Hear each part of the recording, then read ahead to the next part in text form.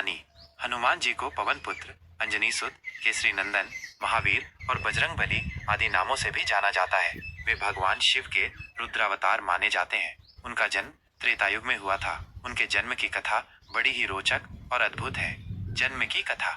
एक बार अयोध्या के राजा दशरथ ने पुत्रेष्ठी यज्ञ किया, जिससे उन्हें श्री राम, लक्ष्मण, भरत और शत्रुघ्न जैसे 4 दिव्य पुत्र प्राप्त हुए। उसी समय केसरी नामक वानर राज की पत्नी अंजना देवी तपस्या कर रही थीं, ताकि उन्हें एक तेजस्वी पुत्र प्राप्त हो। जब दशरथ जी के यज्ञ का पायस वायुदेव के माध्यम से अंजना देवी के हाथों में पहुंचा, तब उसे ग्रहण करने से उनके गर्भ में एक दिव्य तेजस्वी बालक आया। इस प्रकार वायुदेव के आशीर्वाद से हनुमान जी का जन्म हुआ। इसीलिए उन्हें पवन पुत्र भी कहा जाता है।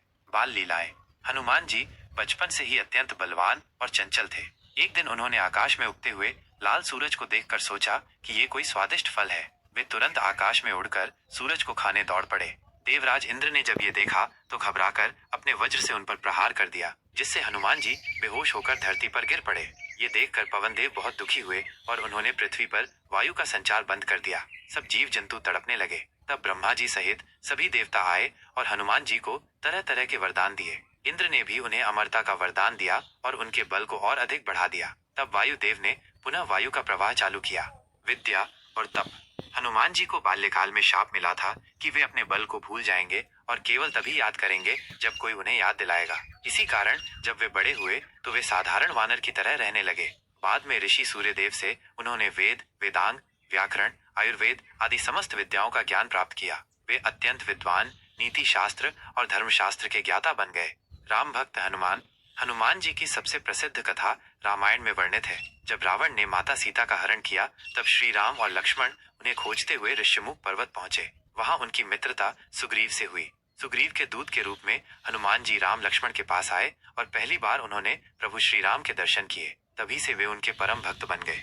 हनुमान जी ने श्री राम का कार्य अपना जीवन मान लिया। सीता माता की खोज के लिए जब दक्षिण की ओर वानर सेना भेजी गई, तब समुद्र के पार लंका जाने का कठिन कार्य भी हनुमान जी ने ही किया। उन्होंने विशाल समुद्र को एक छलांग में पार कर लिया।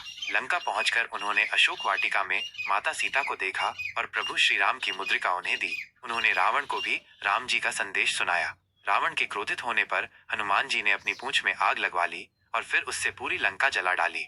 राम रावण युद्ध में योगदान। लंका युद्ध में हनुमान जी ने अद्भुत पराक्रम दिखाया। उन्होंने अकेले ही राक्षसों के कई सेनापतियों को मार गिराया। जब लक्ष्मण शक्ति बाण लगने से मूर्छित हो गए, तब हनुमान जी ने द्रोणागिरी पर्वत से संजीवनी बूटी लाकर उनका प्राण बचाया। इसी कारण से उन्हें संकट मोचन भी कहा जाता है। राम राज्य में हनुमान जी। जब श्री राम ने अयोध्या लौटकर राज्य संभाला, तब भी हनुमान जी उनके साथ रहे।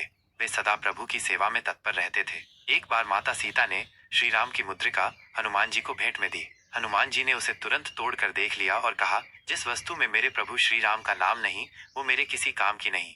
उनका ये प्रेम देखकर सभी मुग्ध हो गए।